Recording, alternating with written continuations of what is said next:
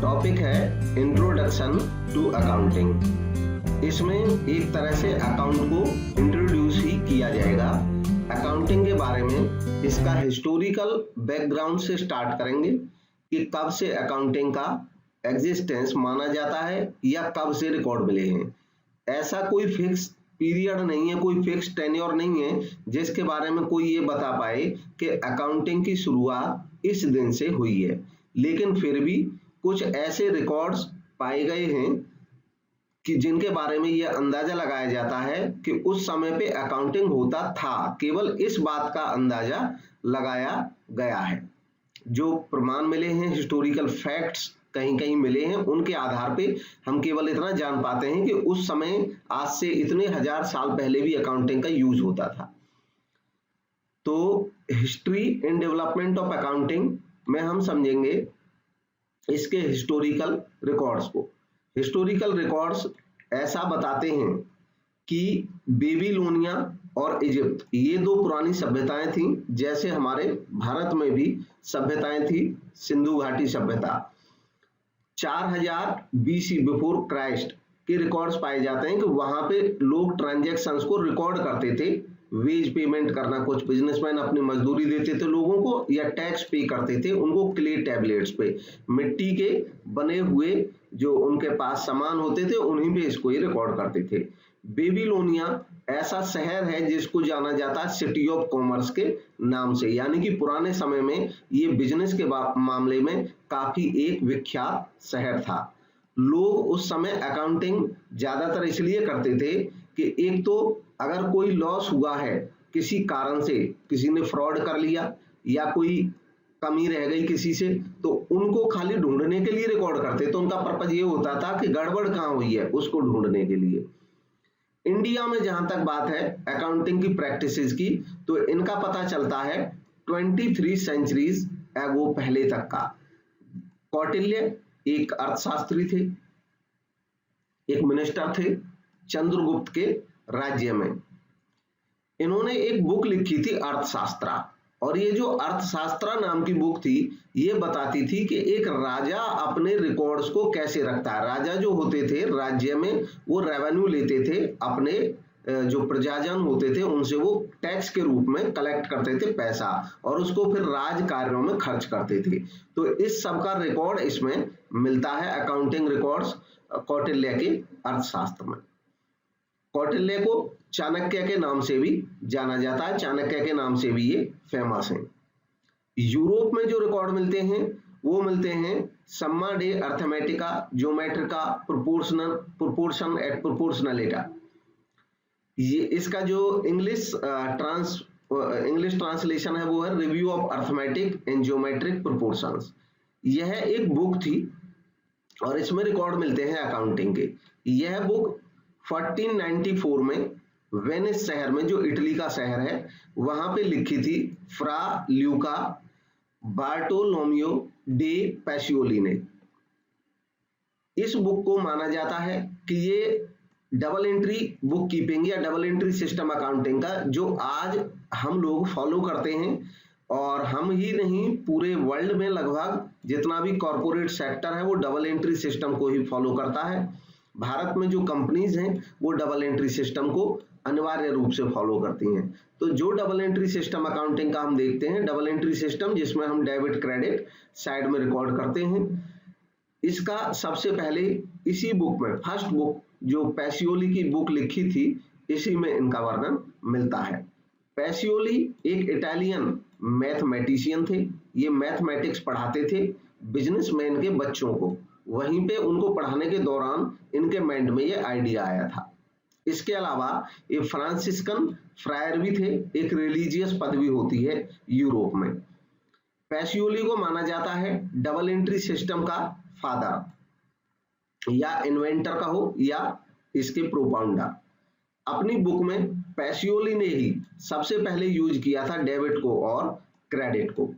Debit जो word है वो इटालियन डेबिटो से आया, और इटालियन जो डेबिटो वर्ड है इटालियन भाषा का, ये लैटिन भाषा के डेबिटा से या डेबियो से आया। इसका मतलब होता है ओड टू द प्रोप्राइटर, यानी कि प्रोप्राइटर का ऋणी होना, इसीलिए हम डेटर को प्रोप्राइटर का ऋणी मानते हैं, हमारे ग्राहक को हम डेटर बोलते हैं। ऐसे ही क्रेडिट वर्ड जो है ये आया इटालियन वर्ड क्रेडिटो से, और क्रेडिटो इटालियन वर्ड आया क्रेडो लैटिन वर्ड से। इसका मतलब होता है ट्रस्ट और बिलीफ इन द प्रोप्राइटर और ओड बाई द प्रोप्राइटर, यानी कि प्रोप्राइटर किसी का पैसा है प्रोप्राइटर पर, तो हम जिनसे सामान खरीदते हैं, जो हम पे विश्वास करते हैं, उन्हीं से हम सामान खरीद के ला सकते हैं उधार, या पैसा उधार ला सकते हैं, वो हमारे क्रेडिटर कहलाते हैं। हालांकि आज के संदर्भ में डेबिट और क्रेडिट का इन सब मीनिंग से कोई वास्ता विशेष है नहीं। हमको जब अकाउंटेंसी हम करते हैं तो डेबिट और क्रेडिट ठीक उसी तरह होते हैं जैसे हमारी लाइफ में लेफ्ट और राइट का इंपॉर्टेंस होता है, वैसे ही डेबिट और क्रेडिट का होता है। हम एक तरह से हम अपनी दिशाओं के सूचक के तौर पे यूज करते हैं कि ये लेफ्ट साइड है या ये राइट साइड है। ठीक वैसे ही जब हम अकाउंट्स बनाते हैं टी शेप अकाउंट, तो अकाउंट्स क्योंकि डबल एंट्री सिस्टम में हम डुअल सिस्टम अपनाते हैं, दो तरफ रिकॉर्डिंग करते हैं, तो एक अकाउंटिंग की दो साइड रहती हैं, डेबिट और क्रेडिट। इंडिया में हम लोग क्रेडिट राइट हैंड साइड में लिखते हैं और डेबिट हम लोग डेबिट साइड में लिखते हैं। जरूरी नहीं है कि पूरी दुनिया के देशों में इनको ऐसे ही लिखा जाता हो। फॉर एग्जाम्पल पाकिस्तान में इनको उल्टा लिखते हैं, क्रेडिट वो इस साइड में लिखते हैं और डेबिट इस साइड में लिखते हैं, जबकि हम लोग डेबिट लेफ्ट हैंड साइड में लिखते हैं और क्रेडिट राइट हैंड साइड में लिखते हैं। 1941 में प्रेजेंट डे की अकाउंटिंग के बारे में बात है। 1941 में American institute of certified public accountants, America में इंस्टीट्यूट है सीपीए का, जैसे इंडिया में हमारे यहाँ सीए होता है वैसे ही अमेरिका में सीपीए होता है। जैसे हमारे यहाँ आईसीएआई होता है, institute of chartered accountants of India, ठीक वैसे ही अमेरिका में एआईसीपीए है। ये काफी फेमस बॉडी है और ये पूरे इंटरनेशनली ये रिकॉग्नाइज्ड है। तो इनका जो डेफिनेशन है, इन्होंने डिफाइन किया अकाउंटिंग को 41 में इस तरीके से कि अकाउंटिंग एक आर्ट है जिसमें रिकॉर्ड किया जाता है, क्लासिफाई किया जाता है और समराइज किया जाता है एक सिग्निफिकेंट तरीके से, और मनी के टर्म्स में, यानी कि पैसे के टर्म्स में, ट्रांजैक्शंस को और इवेंट्स को, और ऐसे ट्रांजैक्शन और इवेंट्स को जो कम से कम एटलीस्ट एक पार्ट उनका फाइनेंशियल कैरेक्टर का जरूर हो। फाइनेंशियल कैरेक्टर यानी कि जो उसको मनी में हम मेजर कर सकते हो। इसके अलावा अकाउंटिंग में ही शामिल होता है interpreting the result thereof, यानी कि अब तक जो हमने सारा रिकॉर्ड कर लिया, बाद में उसको इंटरप्रेट करना। इंटरप्रेट करने का मतलब होता है कि उससे महत्वपूर्ण निष्कर्ष निकालना। इसके अलावा 1966 में अमेरिकन अकाउंटिंग एसोसिएशन ने इसको डिफाइन किया, accounting as the process of identifying. इन्होंने बताया अकाउंटिंग ऐसा प्रोसेस है जिसमें हम आइडेंटिफाई करते हैं, पहचान करते हैं, मेजर करते हैं, कम्युनिकेट करते हैं इकोनॉमिक इंफॉर्मेशंस को, ताकि इन्फॉर्म्ड जजमेंट हो सके, परमिट कर सके इन्फॉर्म्ड जजमेंट। इन्फॉर्म्ड जजमेंट का मतलब होता है ऐसा निर्णय जिससे पहले हमारे पास जरूरी इंफॉर्मेशन मिल चुकी हो, और decision by the users of information. Users of information मतलब जो अकाउंटिंग की इंफॉर्मेशन का जो लोग यूज करते हैं, चाहे वो उस संस्था का मैनेजमेंट है और चाहे वो उस संस्था से रिलेटेड डायरेक्टली या इनडायरेक्टली रिलेटेड पार्टीज हैं, तो वो जो डिसीजन या जजमेंट लेते हैं उनके लिए यहाँ से इंफॉर्मेशन भी मिलती है। ये रोल भी प्ले करता है अकाउंटिंग। अब बात आती है relevant aspect of the definition. हमने अकाउंटिंग की डेफिनेशन में कुछ महत्वपूर्ण शब्दावली टर्मिनोलॉजी पढ़ी, तो उनको हम क्या समझ सकते हैं। सबसे पहला events, identification, measurement, recording, communication, organization, interested users of information. One by one हम इनको डिटेल में इनके मतलब को समझेंगे कि यहाँ पे किस रेफरेंस में इनको यूज किया गया है अकाउंटिंग में। सबसे पहले बात करते हैं बिजनेस या इकोनॉमिक इवेंट की। बिजनेस इवेंट्स या इकोनॉमिक इवेंट यहाँ पे किसको कहा गया है। इकोनॉमिक इवेंट का मतलब यहाँ पे एक ऐसे हैपनिंग ऑफ कॉन्सिक्वेंस से है, यानी कि कोई घटना का जो परिणाम है उससे है, जिसमें किसी बिजनेस ऑर्गेनाइजेशन में कोई घटना घटी है और उसमें कंसिस्ट है ट्रांजैक्शन जिसमें कोई लेन देन हुआ हो, are measurable in monetary term, और हम उसको मॉनेटरी टर्म में मेजर कर सकें। फॉर एग्जाम्पल कि जैसे मान लो किसी बिजनेस में किसी पर्सन ने सामान परचेज किया, गुड्स परचेज की, तो ये जो गुड्स का परचेज करना हुआ ये एक ट्रांजैक्शन हुई। अब इस ट्रांजैक्शन की वजह से यहाँ पे एक इकोनॉमिक इवेंट भी हुआ। इवेंट क्या हुआ कि ये जो ट्रांजैक्शन जब हुई परचेज की, तो हमने गुड्स खरीदे और हमने कैश की पेमेंट की, तो इवेंट ये हुई कि हमारी गुड्स बढ़ गई और हमारा कैश कम हो गया, ये इवेंट हुई। दरअसल इवेंट और इसको ट्रांजैक्शन को लोग जो थिंकर्स हैं अकाउंटिंग के, वो यह बताते हैं कि जो ट्रांजैक्शन होती है उसका परिणाम, उसका कॉन्सिक्वेंस जो होता है वही इवेंट होता है, इवेंट। अब इवेंट दो तरह की हो सकती हैं, एक्सटर्नल इवेंट और इंटरनल इवेंट। एक्सटर्नल इवेंट तब कही जाती है जब किसी ट्रांजैक्शन में या इवेंट में एक आउटसाइडर शामिल हो और एक हमारी संस्था। जैसे हमने कोई बाहर से सामान खरीदा तो ये एक्सटर्नल इवेंट है, हमने बाहर से सामान खरीदा, पैसा बाहर गया, बाहर की पार्टी इन्वॉल्व है। इंटरनल इवेंट ऐसे इवेंट होते हैं जो entirely between the internal wings of an enterprise, जो एक एंटरप्राइज के इंटरनल विंग्स में ही आपस में होते हैं, उनको इंटरनल इवेंट कहा जाता है। अब बात आती है ट्रांजैक्शन। ट्रांजैक्शन किसको कहते हैं? ट्रांजैक्शन का मतलब एक ऐसे इकोनॉमिक इवेंट से होता है जिसकी वजह से चेंज आता है अकाउंट के बैलेंसेज में, अकाउंट के बैलेंसेज में चेंज आता है और हम उसको क्लासिफाई करते हैं एज ए ट्रांजैक्शन और बुक्स में रिकॉर्ड करते हैं। तो इसको ऐसे समझ सकते हैं कि चाहे कोई भी ऐसी घटना हुई हो जिससे हमारे अकाउंट्स के बैलेंस बदले हों, उन सबको हम ट्रांजैक्शन कह सकते हैं अकाउंटिंग की भाषा में। जैसे अगर हमने मान लो हमने गुड्स परचेज की, तो हमें पता है कि गुड्स हमारी बढ़ गई, कैश हमारा घट गया, एक अकाउंट बढ़ गया, दूसरा अकाउंट घट गया, ये ट्रांजैक्शन है। इसके अलावा कुछ ट्रांजैक्शन ऐसी भी होती हैं जैसे डेप्रिसिएशन लगा किसी एसेट पे, ये भी एक इवेंट है और ट्रांजैक्शन है, क्योंकि डेप्रिसिएशन जब लगा, हालांकि बाहर ना कुछ आया ना गया, लेकिन हमारे अकाउंट बैलेंसेस जो हैं, हमारे अकाउंट के बैलेंस हैं वो तो चेंज हो गए। जब डेप्रिसिएशन लगा तो हमारी एक एसेट की कीमत कम हो गई, तो एक एसेट अकाउंट कम हो गया और डेप्रिसिएशन हमारा बढ़ गया, एक अकाउंट बढ़ गया, तो ये भी एक ट्रांजैक्शन है। नेक्स्ट है आइडेंटिफिकेशन। आइडेंटिफिकेशन, जब ट्रांजैक्शन होती हैं तो सबसे पहला काम एक अकाउंटेंट का ये होता है कि वो उसको आइडेंटिफाई करता है कि क्या ये ट्रांजैक्शन है या नहीं है, क्या इस ट्रांजैक्शन को हम रिकॉर्ड कर सकते हैं या नहीं कर सकते हैं, इसकी पहचान करना बहुत जरूरी होता है। जैसे किसी कंपनी में स्ट्राइक हुई और स्ट्राइक होने की वजह से मान लीजिए 2 दिन काम बंद रहा। अब 2 दिन जो काम बंद रहा तो लॉस तो हुआ डेफिनेटली कि काम बंद रह गया, इसमें हम प्रोडक्शन कर लेते, लेकिन फिर भी अकाउंटिंग में इसको हम रिकॉर्ड नहीं कर सकते हैं। तो ये अकाउंटिंग में पहचानना जरूरी होता है कि किसी ट्रांजैक्शन को हम कब रिकॉर्ड कर सकते हैं और कब रिकॉर्ड नहीं कर सकते हैं। यही काम आइडेंटिफिकेशन में किया जाता है। इसका मतलब यह डिटरमाइन करना होता है कि किसी ट्रांजैक्शन को कब रिकॉर्ड किया जाएगा। ट्रांजैक्शन को आइडेंटिफाई इस तरीके से किया जाता है, हेल्प ऑफ बिल्स या receipt as evidence of transaction. हम ये देखते हैं कि बिल्स वगैरह देखते हैं, रिसीप्ट देखते हैं कि क्या पेमेंट मतलब कुछ कैश आया या गया, कुछ खर्च हुआ या कुछ इनकम हुई, कंफर्म, तो उसको हम आइडेंटिफाई करते हैं एज ए ट्रांजैक्शन। मनी का इन्वॉल्व होना बहुत जरूरी है। ट्रांजैक्शन ऐसी होनी चाहिए जिसको हम मनी में इन्वॉल्व, मनी में जिसको हम मेजर कर सकें।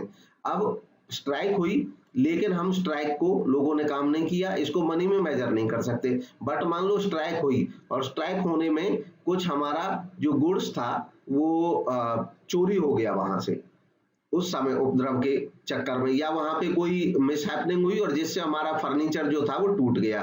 तो फर्नीचर कितने का टूट गया, ये एक मेजरेबल चीज है, तो ये पार्ट रिकॉर्ड हो सकता है। यानी कि जब किसी ट्रांजैक्शन में मनी में मेजर कर सकते हैं तो हम उसको रिकॉर्ड करेंगे। तो यही आइडेंटिफिकेशन करना होता है कि रिकॉर्ड करेंगे या नहीं करेंगे।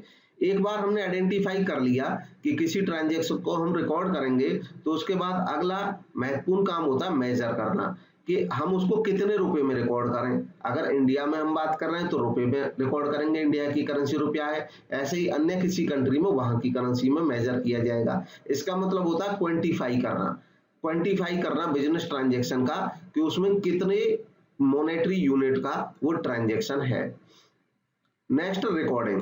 एक बार हमने मेजर कर लिया कि ट्रांजैक्शन में इतना पैसा इन्वॉल्व है, तो उसके बाद अब हम उसको रिकॉर्ड करते हैं उनको बुक्स ऑफ अकाउंट में। अकाउंटिंग की बुक्स, हम उन बुक्स को कहते हैं, उन रजिस्टर्स को कहते हैं जिनमें हम अकाउंटिंग के जो ट्रांजैक्शन होते हैं उनको रिकॉर्ड करते हैं, उन्हीं को हम अकाउंटिंग की बुक्स कहते हैं। अकाउंटिंग की बुक्स में रिकॉर्डिंग जो होती है वो क्रोनोलॉजिकल ऑर्डर में होती है। क्रोनोलॉजिकल का मतलब होता है डेट वाइज, तिथि वाइज। जैसे अगर 1 तारीख को ट्रांजैक्शन हुई तो पहले वो लिखी जाएगी, फिर 2 तारीख वाली लिखी जाएंगी, फिर 3 तारीख वाली लिखी जाएंगी।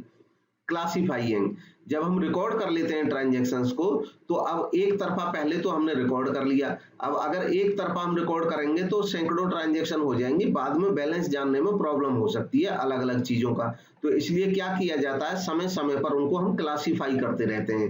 क्लासिफाई का मतलब होता है कि ग्रुप करते हैं ट्रांजैक्शंस को, जो एक टाइप की ट्रांजैक्शन होती है उनको एक जगह लिखते हैं। जैसे कैश वाली कैश में चली जाती हैं, और क्रेडिट वाली जो ट्रांजैक्शन होती हैं वो जिनके साथ क्रेडिट है उसमें चली जाएंगी, जैसे महेश के अकाउंट में, सुरेश के अकाउंट में। तो इसी तरीके से एसेट की ट्रांजैक्शन एसेट अकाउंट में चली जाती है, मशीन अकाउंट में, फर्नीचर अकाउंट में। तो सारी ट्रांजैक्शन अपने पर्टिकुलर अकाउंट में ही लिखी जाती हैं। नेक्स्ट है समराइजिंग।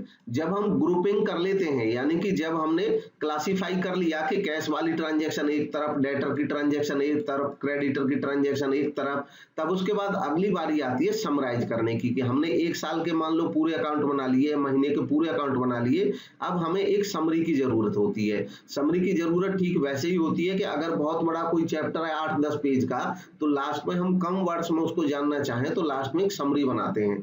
ठीक वैसे ही अब अकाउंट्स जो होते हैं वो सैकड़ों या हजारों पेजेस के हो सकते हैं, लेकिन साल के लास्ट में हम जानना चाहते हैं कि एक पेज से हमें ये पता चल जाए कि इसका पूरे जो घटनाक्रम हुआ है साल भर में, इसका अंतिम नतीजा क्या है। तो उस एक पेज पे जब हम चीजों को लाते हैं तो उसको कहते हैं समराइज करना। समराइज करने में हम जितने भी अकाउंट्स होते हैं उनके केवल एक चीज को, बैलेंस को लिखते हैं, चाहे डेबिट बैलेंस हो या क्रेडिट बैलेंस हो। इस तरीके से हम सारे अकाउंट्स को एक जगह पे ले आते हैं और ये समरी बन जाती है। और ये समरी बनाने का काम जिस स्टेटमेंट में किया जाता है उसको बोलते हैं ट्रायल बैलेंस। ट्रायल बैलेंस में सारे अकाउंट्स को एज ए समरी लिख लिया जाता है, सारे अकाउंट्स के हम केवल बैलेंस लिखते चले जाते हैं, डेबिट बैलेंस एक तरफ और क्रेडिट बैलेंस दूसरी तरफ।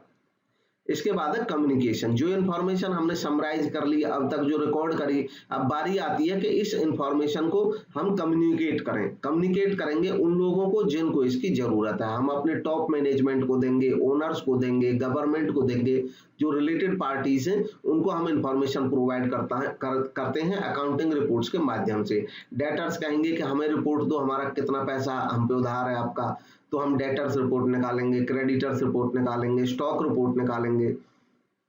तो कम्युनिकेट करना काम हुआ। ऑर्गेनाइजेशन, ऑर्गेनाइजेशन का मतलब यहाँ पे एक ऐसी संस्था से है, एक ऐसे एंटरप्राइजेस से है जिसके हम अकाउंट्स मेंटेन करते हैं। वो कोई प्रॉफिट ऑर्गेनाइजेशन भी हो सकता है और नॉट फॉर प्रॉफिट ऑर्गेनाइजेशन भी हो सकता है।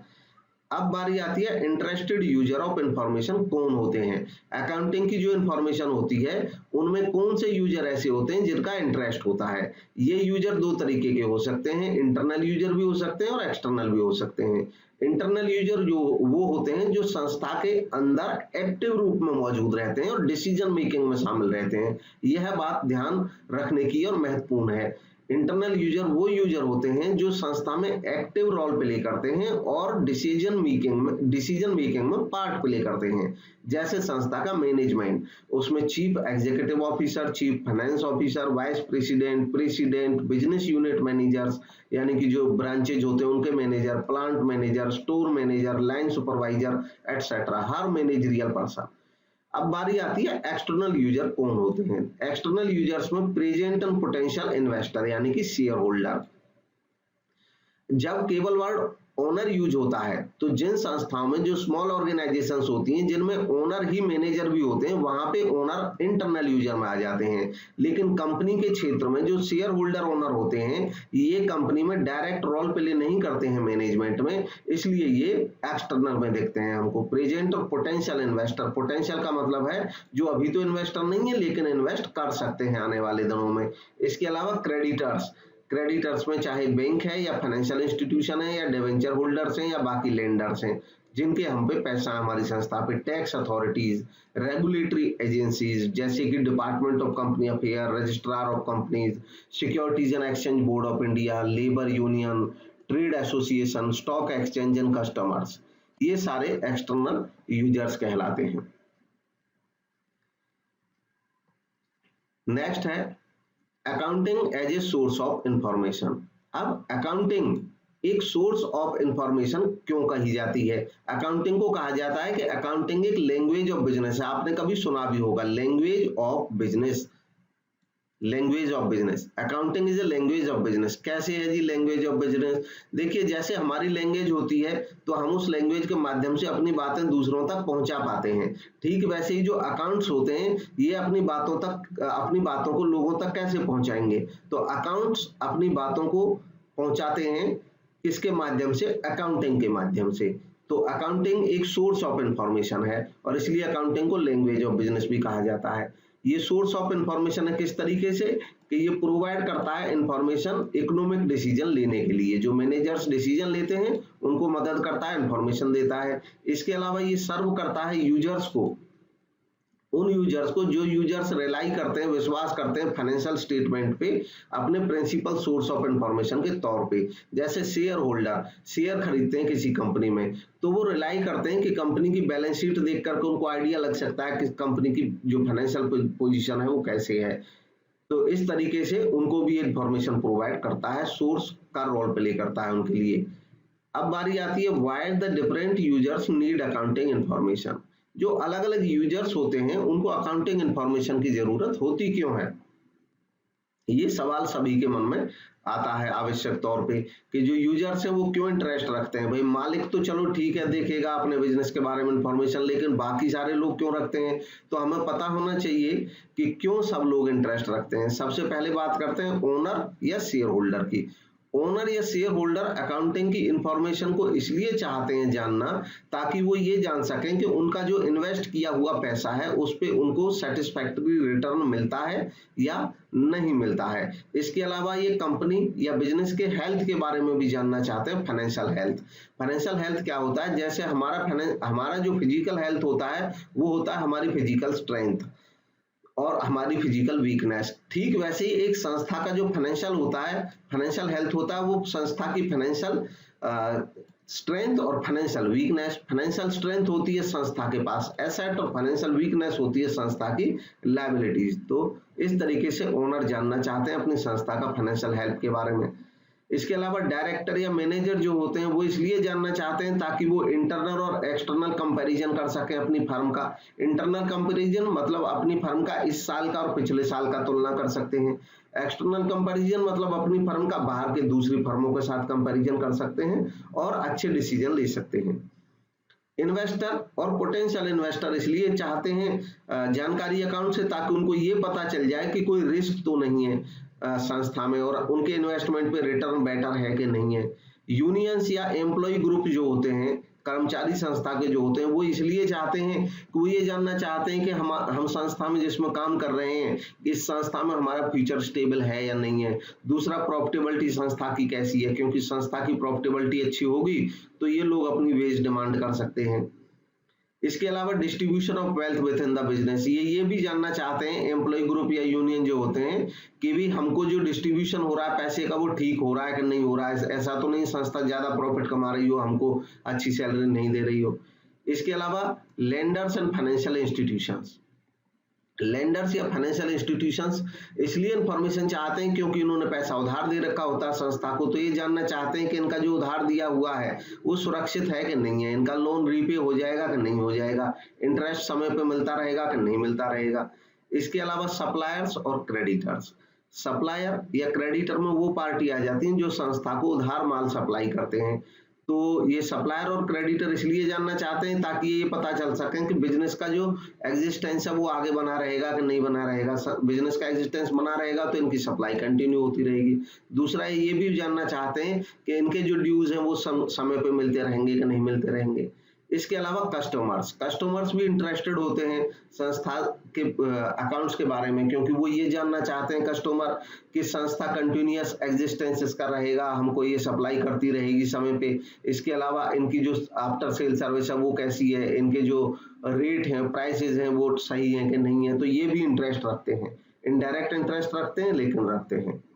इसके अलावा गवर्नमेंट एंड अदर रेगुलेटर, सरकार या सरकारी अन्य एजेंसी इसलिए रखना चाहती हैं जानकारी ताकि ये पता चल सके कि जो कानूनों का पालन ये संस्था कर रही है कि या नहीं कर रही है, समय पे टैक्स दे रही है नहीं दे रही है। इसके अलावा सोशल ग्रुप, सामाजिक ग्रुप्स ये इंफॉर्मेशन चाहते हैं कि संस्था एनवायरनमेंट का ख्याल रख रही है या नहीं रख रही है। इसके अलावा कॉम्पिटिटर्स, यानी कि हमारी फर्म के जो कॉम्पिटिटर हैं, जो दूसरी फर्म है हमारी जैसी, वो भी हमारे अकाउंट में इंटरेस्टेड होते हैं। वो ये जानना चाहते हैं कि इस संस्था की स्ट्रेंथ और वीकनेस क्या है ताकि वो अपनी स्ट्रेटेजी बना पाए। तो इतने सारे ये जो यूजर्स होते हैं ये सब इंटरेस्टेड होते हैं हमारे अकाउंट्स में अपने अपने कारणों से। अब बारी आती है ब्रांचेज ऑफ अकाउंटिंग की। तो अकाउंटिंग की डिफरेंट ब्रांचेज हैं। कौन कौन सी ब्रांचेज हैं? अकाउंटिंग की ब्रांचेज बहुत हैं। मेजर जो ब्रांचेज हैं ट्रेडिशनल, उनमें फाइनेंशियल अकाउंटिंग सबसे पुराना, सबसे सिंपल है।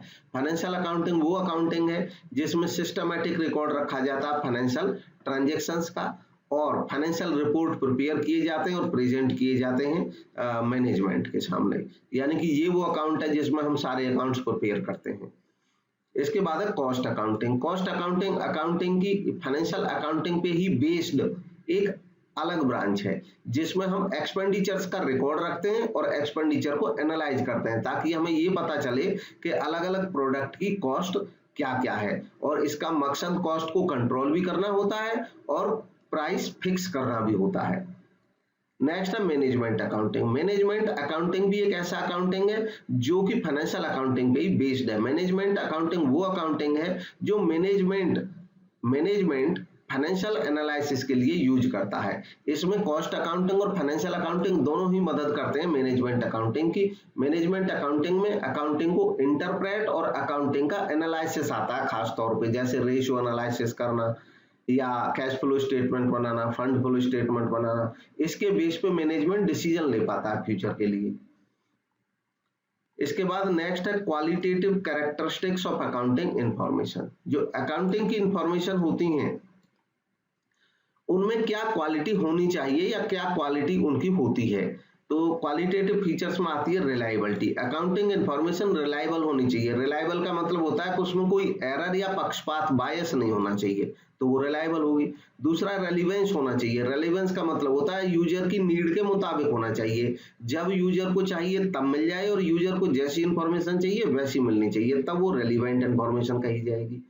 अंडरस्टैंडेबिलिटी का मतलब होता है कि अकाउंटिंग इंफॉर्मेशन ऐसी होनी चाहिए ताकि वो अंडरस्टैंड हो, यानी कि जो यूजर है उनको वो समझ में आए आसानी से। इसके अलावा नेक्स्ट है कंपैरेबिलिटी। कंपैरेबिलिटी का मतलब है कि अकाउंटिंग इंफॉर्मेशन ऐसी हो जिसको हम कंपेयर कर सकें। कंपेयर कब करेंगे? जब अकाउंटिंग इंफॉर्मेशन एक कॉमन यूनिट ऑफ मेजरमेंट में बनेगी, यानी कि एक बार हम रुपए में अकाउंट्स बना रहे हैं तो नेक्स्ट ईयर भी रुपए में होने चाहिए। अगर हम लैक्स में अकाउंट्स तैयार कर रहे हैं तो लैक्स में ही अकाउंट्स तैयार करने चाहिए, क्योंकि ऐसा अगर रहेगा तो हम उनको कंपैरिजन कर सकते हैं अपने अकाउंट्स को। जब कंपैरिजन कर पाएंगे अकाउंट्स को तो बेटर डिसीजन मैनेजमेंट ले सकता है। नेक्स्ट आता है ऑब्जेक्टिव्स ऑफ अकाउंटिंग। अब ऑब्जेक्टिव्स क्या होते हैं अकाउंटिंग के? ऑब्जेक्टिव्स का मतलब होता है कि अकाउंटिंग क्यों किया जाता है।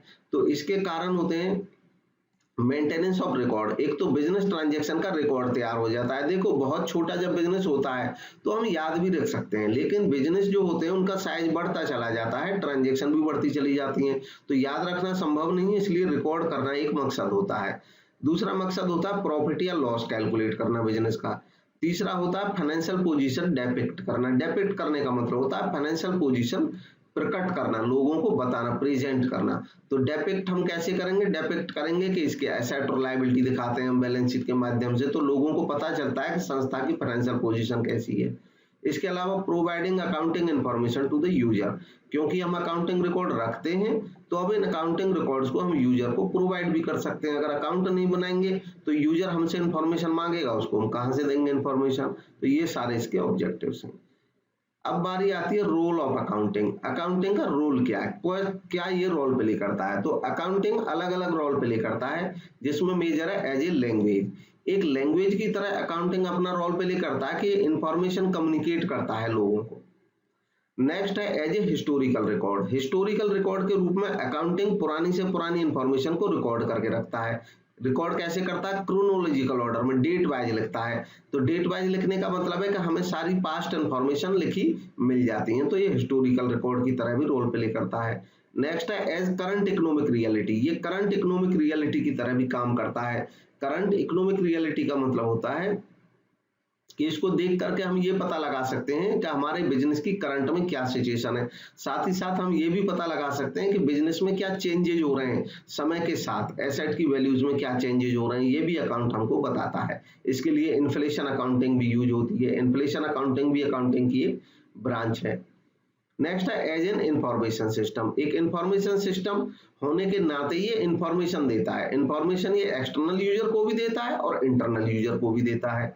As a commodity. As a commodity का मतलब होता है कि एक साथ एक कमोडिटी मतलब एक कमोडिटी है ये भी, जैसे बाकी गुड्स होती हैं, सर्विसेज होती हैं, प्रोडक्ट जैसे होते हैं, तो ये भी एक प्रोडक्ट अकाउंटिंग भी। कैसे प्रोडक्ट है कि ये स्पेशलाइज्ड इंफॉर्मेशन प्रोवाइड कराता है और एक सर्विस की हैसियत से अकाउंटिंग भी आज की डेट में आता है, तो एज ए कमोडिटी भी ये यूज होता है। जैसे बहुत सारे लोग गुड्स बेचते हैं तो हम कहते हैं गुड्स कमोडिटी है। आज की डेट में कंपनी एंटरटेनमेंट बेचती है तो एंटरटेनमेंट भी कमोडिटी है। आज की डेट में कंपनी इंश्योरेंस सर्विस बेचती है तो इंश्योरेंस भी एक कमोडिटी है। ठीक वैसे ही आज की डेट में कुछ अकाउंटिंग फर्म्स अपनी अकाउंटिंग की सर्विसेज भी प्रोवाइड करती हैं, तो वो अकाउंटिंग की सर्विसेज जो हैं वहां पे वो भी एक कमोडिटी की तरह हो गई। नेक्स्ट है बेसिक टर्म्स इन अकाउंटिंग। अब अकाउंटिंग से रिलेटेड कुछ बेसिक टर्मिनोलॉजी है जिनकी जानकारी होना जरूरी होता है। ये सामान्य टर्म्स हैं जो कि रिपीटेडली यूज होती हैं। सबसे पहली बात है एंटिटी। एंटिटी वर्ड होता क्या है, हम बार बार सुनते हैं अकाउंटिंग में कि separate entity, separate entity. Entity क्या होती है, एंटिटी का मतलब किसी डेफिनेट इंडिविजुअल एग्जिस्टेंस से होता है। डेफिनेट इंडिविजुअल एग्जिस्टेंस का मतलब होता है कि एक व्यक्ति की हैसियत से अलग एक अस्तित्व होना। व्यक्ति की हैसियत का मतलब होता है कि जैसे व्यक्ति अपने नाम से सौदे कर सकता है, वैसे ही जो संस्थाएं या जो यूनिट्स अपने नाम से सौदे कर सकती हैं उनको हम एंटिटी कह सकते हैं। कोई गवर्नमेंट एक एंटिटी होती है, जैसे हरियाणा गवर्नमेंट, उत्तर प्रदेश गवर्नमेंट, ये एंटिटी है। कोई बैंक एक एंटिटी होता है, कोई स्कूल एक एंटिटी होता है, कोई कॉलेज एक एंटिटी होता है। ठीक वैसे ही एक पर्सन भी एंटिटी होता है, जैसे राम है, श्याम है, ये सब एंटिटी होते हैं। इनके अपने इंडिविजुअल एग्जिस्टेंस होता है औरों से अलग। नेक्स्ट है बिजनेस एंटिटी। तो जो एंटिटी बिजनेस में योगदान करती है, बिजनेस ट्रांजेक्शन में, उनको हम बिजनेस एंटिटी बोलते हैं। ट्रांजेक्शन ऑलरेडी डिस्कस कर चुके हैं। ट्रांजेक्शन का मतलब ऐसे किसी घटनाक्रम से होता है जिसमें इन्वॉल्वमेंट होता है कम से कम दो पार्टीज का और आपस में वो कुछ लेन देन करते हैं। एसेट का मतलब ऐसे इकोनॉमिक रिसोर्स, यानी कि इकोनॉमिक रिसोर्स का मतलब है कि ऐसा सामान जिसकी कोई वैल्यू हो, इकोनॉमिक वैल्यू हो। किसी एंटरप्राइज के पास ऐसे जो सामान होते हैं जिनकी वैल्यू होती है और उनकी वैल्यू को मॉनेटरी टर्म्स में एक्सप्रेस किया जा सकता है, वो सब एसेट कहलाते हैं। चाहे फर्नीचर है, चाहे बिल्डिंग है, चाहे रॉ मटेरियल है, चाहे मशीन है, चाहे प्लांट है, ये सब एसेट हैं। लायबिलिटीज का मतलब होता है ऑब्लिगेशन या डेट, यानी कि हमारे ऊपर जो कर्जे हैं जो एक एंटरप्राइज के ऊपर हैं और उस एंटरप्राइज को नियर फ्यूचर में किसी को पे करने पड़ेंगे, वो हमारी लायबिलिटी होती है। यानी कि कोई भी अमाउंट जो हमारे ऊपर ड्यू है किसी का, वो हमारी लायबिलिटी है। कैपिटल का मतलब होता है amount invested by the owner in the firm. अपनी फर्म में जो मालिक जो पैसा लगाता है, चाहे वो कैश के रूप में लगाए, चाहे वो किसी अन्य एसेट के रूप में लगाए, उस सब की जो कुल कीमत होती है वो कैपिटल होता है। नेक्स्ट है रेवेन्यू फ्रॉम ऑपरेशन या सेल। रेवेन्यू फ्रॉम ऑपरेशन या सेल का मतलब होता है कोई संस्था जो भी गुड्स बेचती है या सर्विसेज प्रोवाइड करती है, तो उनको सेल करने के बदले में जो भी कलेक्शन आता है वो रेवेन्यू कहलाता है। रेवेन्यू फ्रॉम ऑपरेशन, या इसको हम सेल भी कह सकते हैं। आजकल इसको रेवेन्यू फ्रॉम ऑपरेशन कहा जा रहा है सेल की बजाय।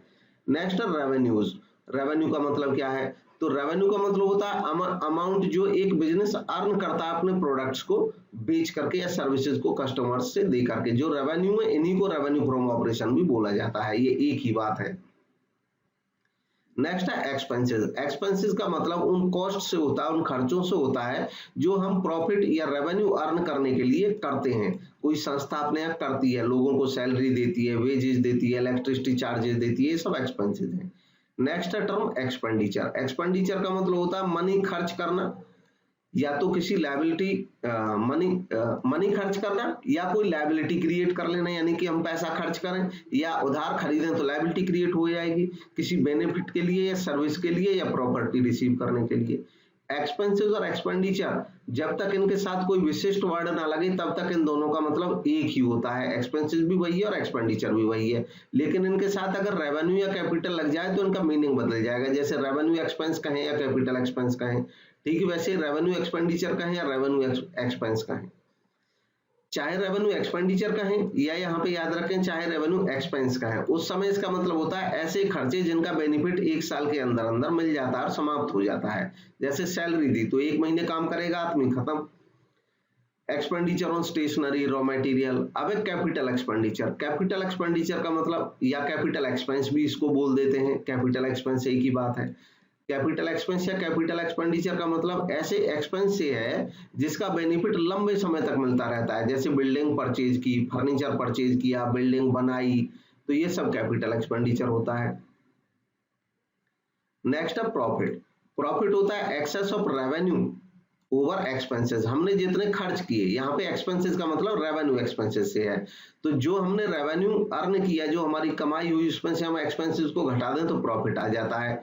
अब बात आता है गेन क्या होता है। तो देखो गेन भी प्रॉफिट ही होता है, लेकिन प्रॉफिट तो होता है बिजनेस से कमाया गया, और गेन होता है किसी बिजनेस के द्वारा अपने बिजनेस से हटके अन्य किसी काम से अगर पैसा कमा लिया जाए। जैसे कोई इंसिडेंटल एक्टिविटी। इंसिडेंटल का मतलब होता है कि जो जभी तभी यदा कदा की जाती हैं। जैसे किसी बिजनेस का काम तो था फर्नीचर बेचना, लेकिन उस बिजनेस के पास कोई खाली प्लॉट था, वो बेच दिया, वो ज्यादा रुपए में बिक गया तो प्रॉफिट हुआ, तो उस प्रॉफिट को कहा जाएगा गेन। नेक्स्ट है लॉस।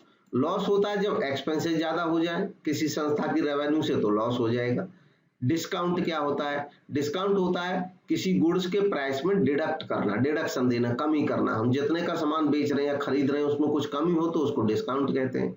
डिस्काउंट 2 तरीके का हो सकता है, ट्रेड डिस्काउंट और कैश डिस्काउंट। ट्रेड डिस्काउंट कोई संस्था इसलिए देती है ताकि कस्टमर को अट्रैक्ट करे कि हमारा सामान आप खरीद लें, ज्यादा से ज्यादा खरीद लें, ये ट्रेड डिस्काउंट है। कैश डिस्काउंट इसलिए होता है ताकि हम कस्टमर को अट्रैक्ट करें कि आप कैश पेमेंट तुरंत कर दें, तो ये कैश डिस्काउंट होता है। नेक्स्ट है वाउचर।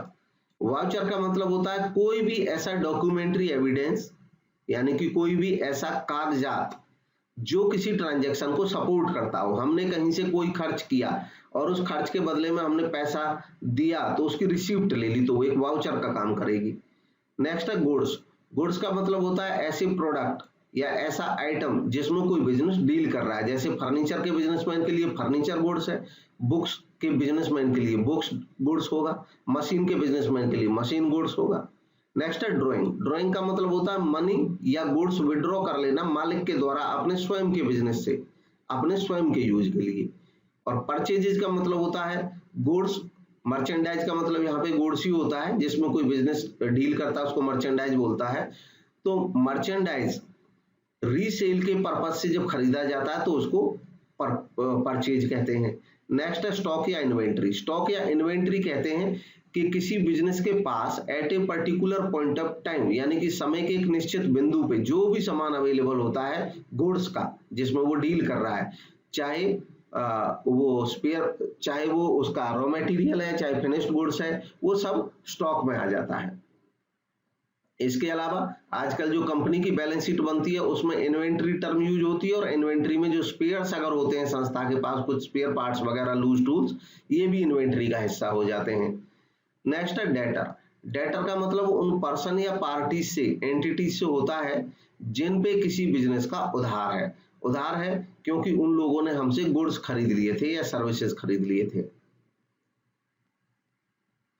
नेक्स्ट है क्रेडिटर। क्रेडिटर का मतलब है पर्सन या ऐसे एंटिटीज जिनको हमें पैसा पे करना है, मतलब जिनसे हमने कुछ उधार खरीद लिया था, उनको हम क्रेडिटर बोलते हैं।